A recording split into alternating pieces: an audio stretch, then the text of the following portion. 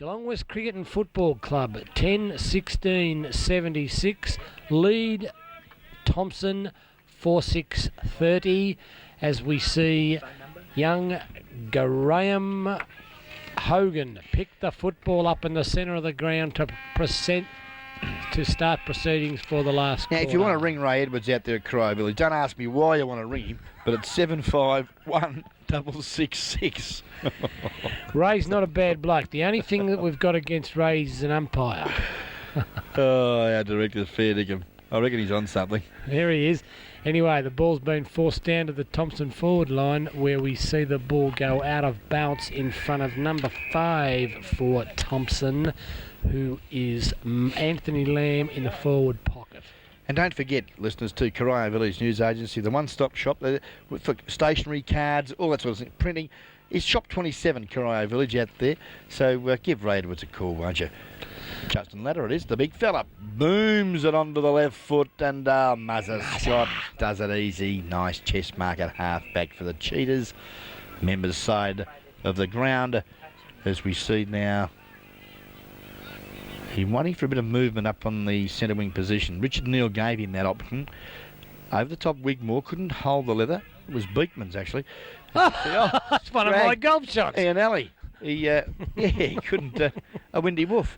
As the Tigers move the ball now through the agency, I think you'll find of Steve McMahon back to half forward. Well, listen, anyway, you people down there at David and Ruth Dean's Hotel, I might miss the golf ball on certain occasions, but I've never thrown one of my clubs up on the club room's roof. Have I, Ron? Okay, Timmy Gardner tries to do a Gary Ablett, but he's a bit far out, some 90 metres, as he sharked the ball from the ruck, but lost the footy. And the umpire is going to come down and bounce it at half forward. As we see the ball go up, big Poole. No, Poole at last gets another one of those tap outs. Oh, coming through strongly for mine. That was throwing the football in the end. Backed up nicely was Ingleworth and gets it to Scott, who put the ball on the ground because he slipped over and had to get it across to his teammate. But chipping in nicely there was Dale Armstrong, who with strength gets it out to his teammate, who couldn't control the ball, and it will go over the boundary line right in front of the commentary position. Stewie Scott with some hidden talents there, as we see the Mediterranean marvel. I think you'll find on the ground in Nicky Lacino, and he'd be pretty keen to get out there and mix it with the boys. But Stewie Scott there showing some very good Juventus skills there by socking it off the carpet. Yeah, big Demopoulos goes up against Ladder. Oh, just a nice little elbow to the chest from Demopoulos, put Ladder right out of the contest. Very well done. In goes Ianelli, very hard. Coming through and being held for mine for West was number 26 in Richard Neal, but the umpire didn't see it my way. It's gone play on. Oh, slipping over at the crucial moment there. Beekman's picked the football up, kicked it up to that forward pocket, where we see leading in the race for the ball was Darren Westwick and Dean Westwick, and the ball's gone out of bounds in that forward pocket in front of the West Club rooms down here at Bakers Oval. And they have got lights here on, have they, or not? They have, Noel, I think. Yeah, on top of the clubhouse there's a couple, but we need more than that, I think, mate. We need some on the scout hall, do you reckon? Certainly do, as we see that the ball pretty congested up there, getting close towards the members' stand, or the smokers' stand here at Bakers Oval, where there's a reasonable crowd here, enjoying the comforts and hospitality of the Geelong West Cricket and Footy Club. Up they go, down she comes, as we see Dale Menzies now break clear. No, it was Shane Grapsis, it was. Grappa's kick, though, probably not as good as you would have liked. Tried to pick Dale Armstrong out at half forward, but the kick a little wide, and we'll have a boundary throw in on the Geelong City side of Bakers Oval, centre wing position. Which was the southern side of the oval. The ball's thrown in. Poole goes up against Ladder. Neither of those in the end contest the football, and it's kicked up to centre half forward, where nobody went for the football, but out the back of the pack there for Thompson was Anthony Lamb. Had a shot for goal, should have kicked the goal, hooked it across, and it went through for 1 point only, and to me that's lack of torque. The ball brought back into play, kicked up to centre half back, where we see flying nicely and taking a lovely strong mark on a day like this too was Richard Neal. Neal goes to Scott. Scott's taken too high, even though it was paid for holding the man. I still reckon it was taken too high. Scott Off he goes, under that left foot. Kicks the football up to where we see Ladder can't take the football. But I tell you who can, number 11, Darren Jones. No, that's not Darren Jones, that's Dale Menzies. Dale Menzies gets the football up to where we see a scrum. Murray Scott paddles a ball out in front of him, in front of Menzies again, who's followed the football down the ground, and it's gone over the boundary line where the umpire said he pushed him, and Menzies might be going to take a free kick here. Yep, and Damien Fox was sleeping then and realised that there is still a game of football going. Rocky's 24-hour locksmith and trophies time clock in this last quarter. I think you'll find is showing, and if the director can just put it down a bit, we could read it. It's about 4 minutes. No, I think you'll find it's 6.5 minutes. Thank you very much. If the director would open the iris on the clock, we could see it a bit better. The iris is up to full, thank you. Ooh, a little bit of bite there from our director downstairs. Good to see that he's still awake. Oh, we thought in he'd Brett gone to Revere. sleep. Is it still on Not DB? Oh, I thought it might have been. Okay, we see that there's been a free kick, and We've got him confused now. yeah. He's got clocks coming up while they're having shots at cars. Terry Nankervis waltzes in and has kicked. Let's have a look. Third. Not a bad effort for a centre wingman. I know why cooking complains now when it gets dark. Yes, we really rely on our cameraman and director downstairs to bring us the action on our little monitor up here to assist the commentary because it is dark. As we see on the Cryer Village News Agency final quarter scoreboard, Geelong West 10-16-76, Thompson 5-7-37, now trying to make a game, but Demopoulos gets this one down, but chipping through the pack was West, gets it up to Ianelli. Ianelli steadies. Oh, can you come past and do that? Demopoulos got away with what I would consider was a 50-metre penalty. Anyway, the ball's gone up to where Westwick can't control it. It's been paddled forward. Nobody can do anything with it. A scrum, and umpire Graham Hogan said, give it to me because I'm too scared to make a decision in case it's the wrong one. And that's about it too. Very ordinary performance from both men in white here this afternoon. As we see that Timmy Gardner again trying to do too much, but got it to a teammate. As we see now Dean Carr, one of the better players for the Tigers here this afternoon. Steady, looks up the ground of Demopoulos in front though, doing some good work with Frenvelic. Good work. But Frango there lost the footy to Dale Armstrong and finds Poole, who's been moved to centre half forward. Geez, he's put it in front of poor old Johnny Demopoulos. And made him run. Yeah, he certainly did, as we see that the left foot kicked down up to the pocket. So he's tripping at the crucial time there. He couldn't control it, Trevor Haynes, but he's got support there. Oh, he's just decided to use his 18 pies to knock a hole in the fence. Whistle on play, boundary throw in. It's about 35-40 metres from the Thompson goal, doing all the attacking in the late stages of the early stages, I should say, of this final quarter.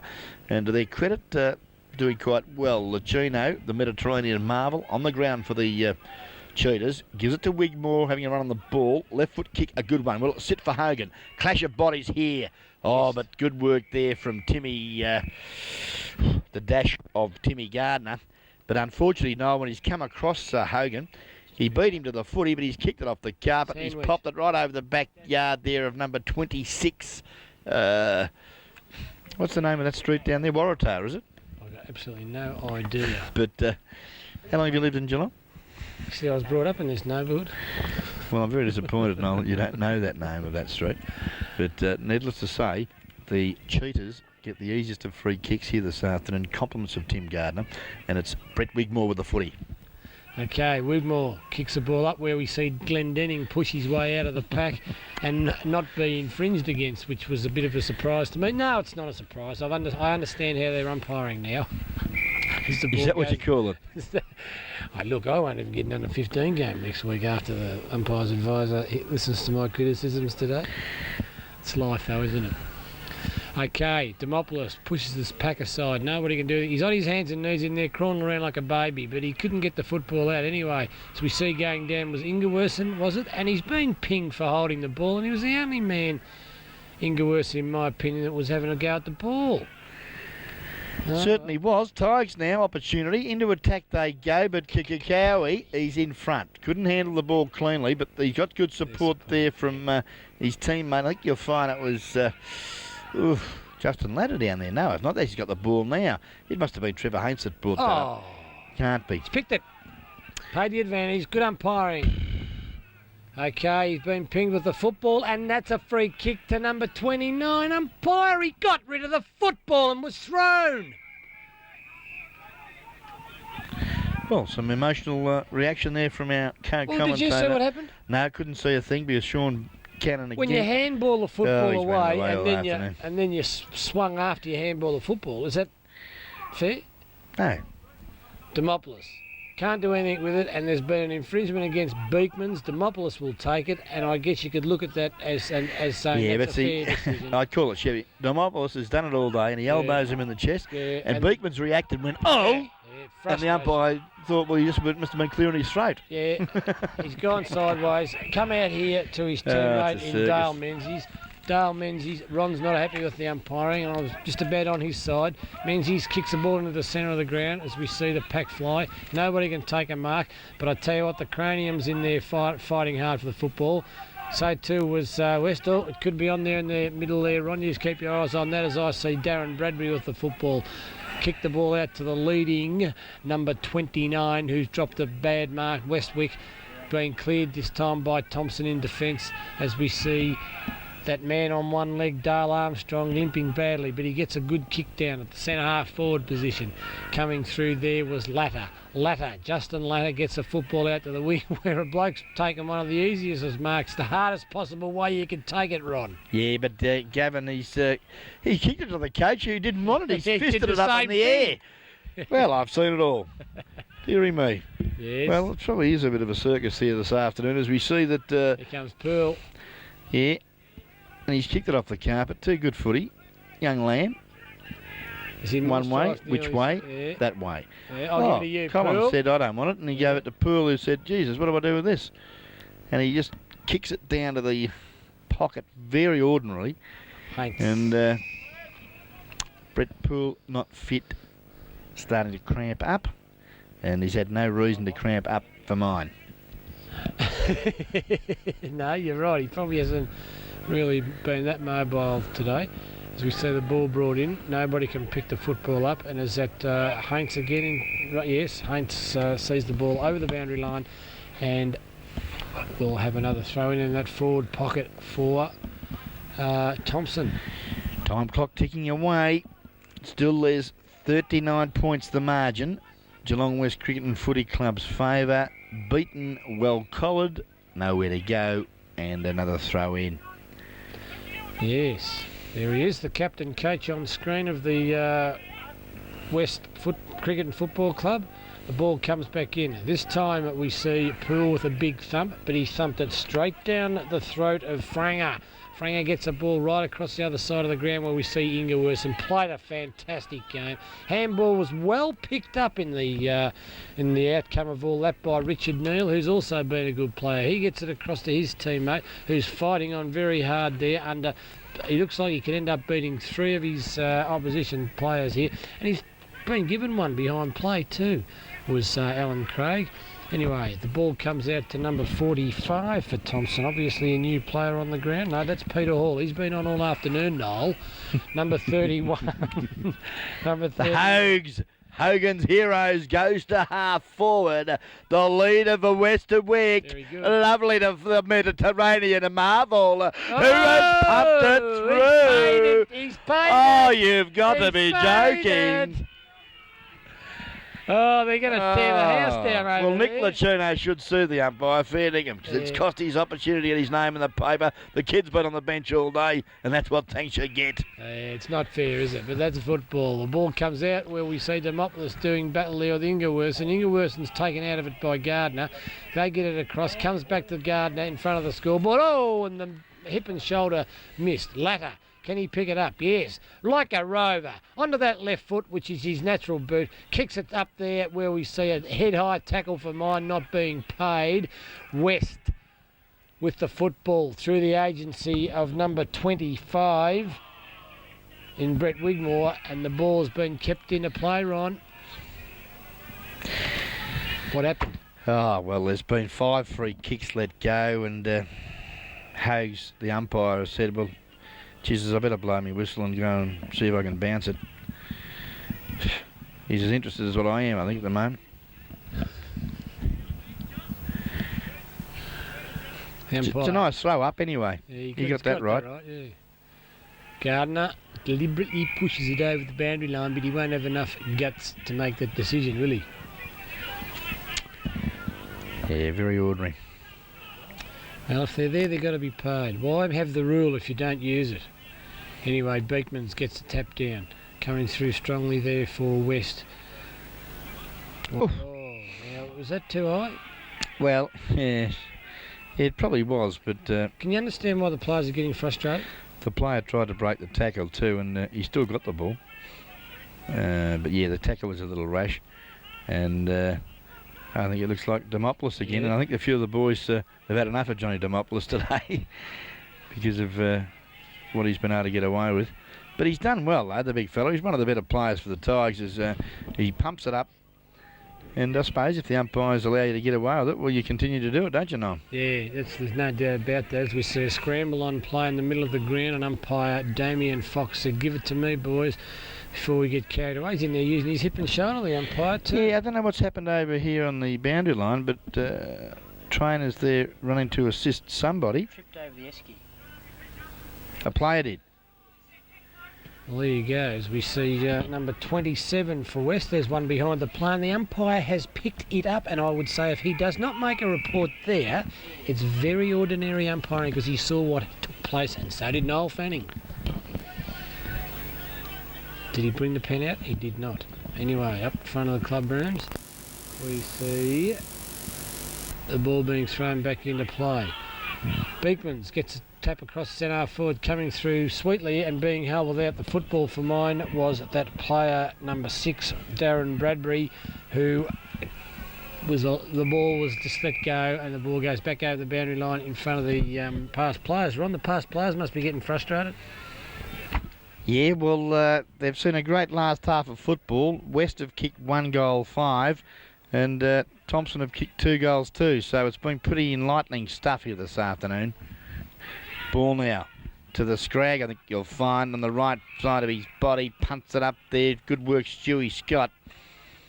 And we see that the ball well marked.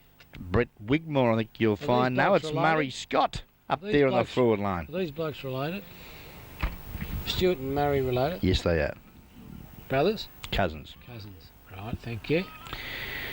Murray, awkward kicking style, but it is effective, and he has broken the moz. Kicks a very, very handy goal for the Cheetahs. They're 11th.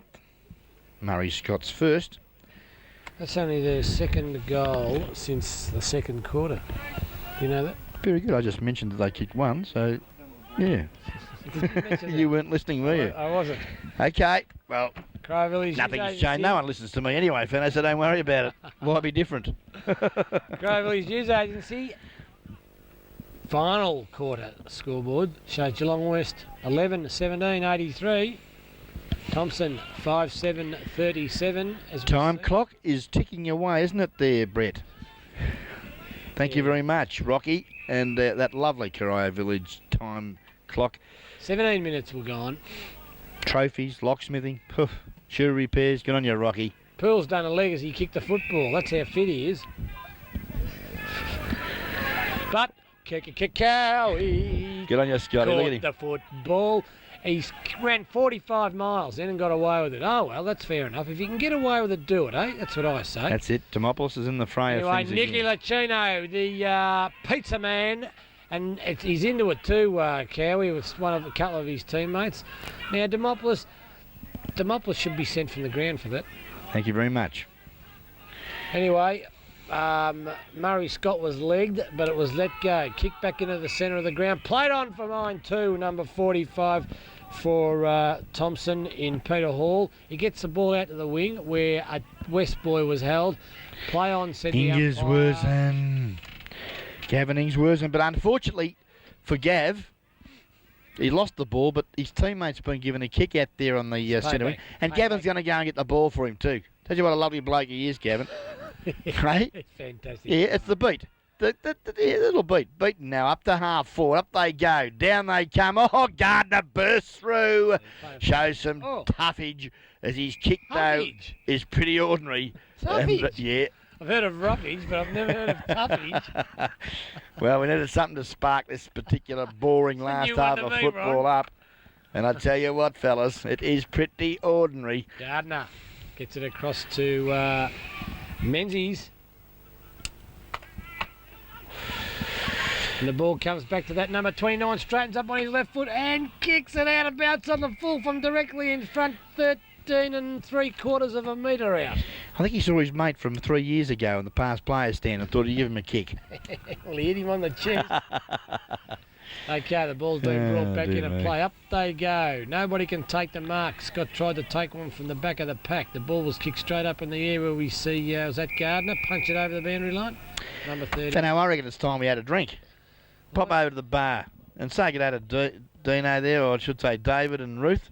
And my old mate Sodder. Sod's down there, Yeah, Sodder's doing a bit of a job there, and he was stuffing the bar up here this afternoon as well when I got in. He's everywhere, that man. He's a very good, versatile barman. You tell him he's told where to go, he goes. Cowie, Rover runs a football.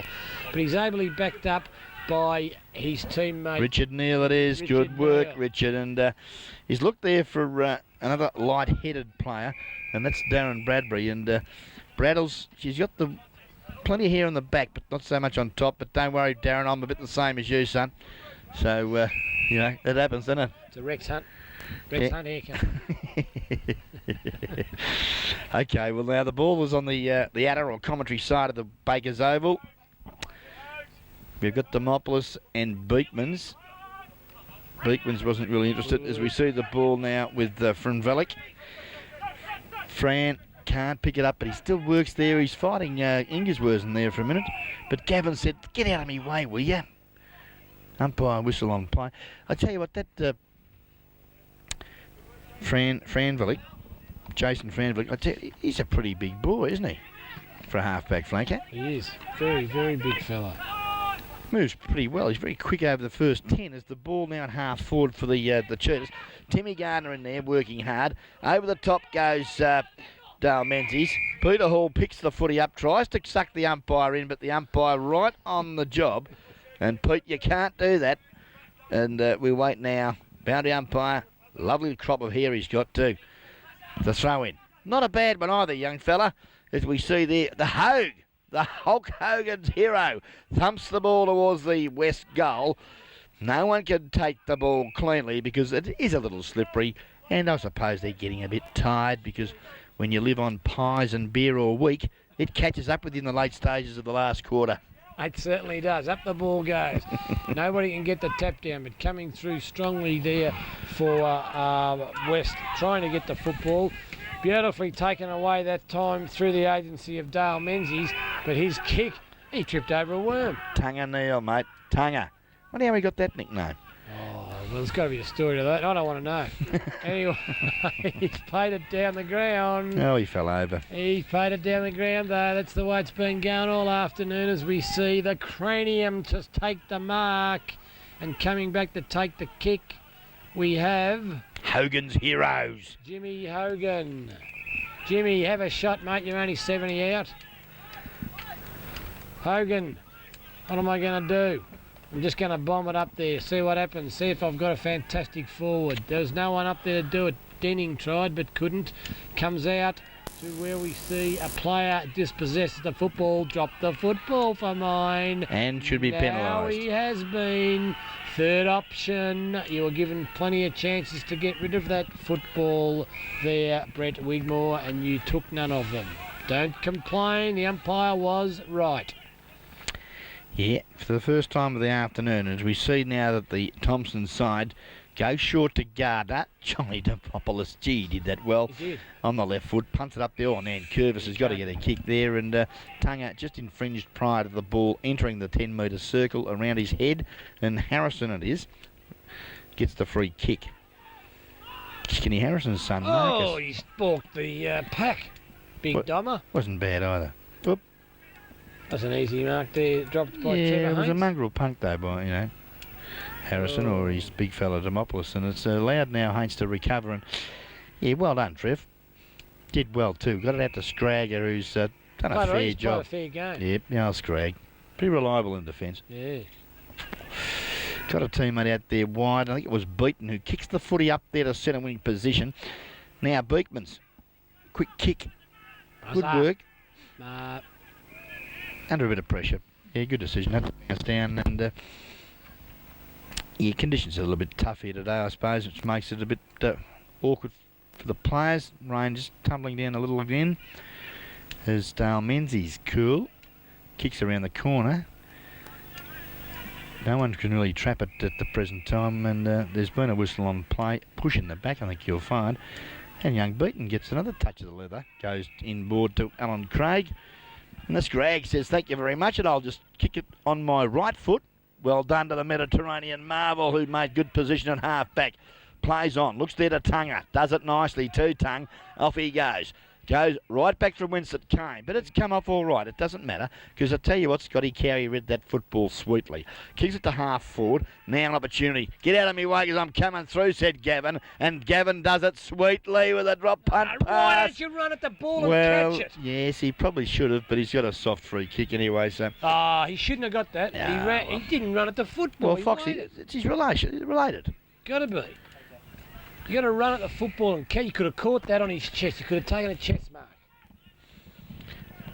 Well, Westwick now comes in. He's about, 35 metres out from goal, but I think you'll find he's hooked it across his body. 3 goals for the personal tally. Dean Westwick here this afternoon. Which is a poor effort. Time clock ticking along. 11:17, Geelong West. They lead. Thompson 5-7-37. Time clock, I would suggest, approaching red time of the final quarter. I think directors forgot to put the time clock on. Yeah, that's Paddy Bought was by Rocky's 24-hour locksmith and trophies out there. And Demopoulos caught with the ball. Good tackle.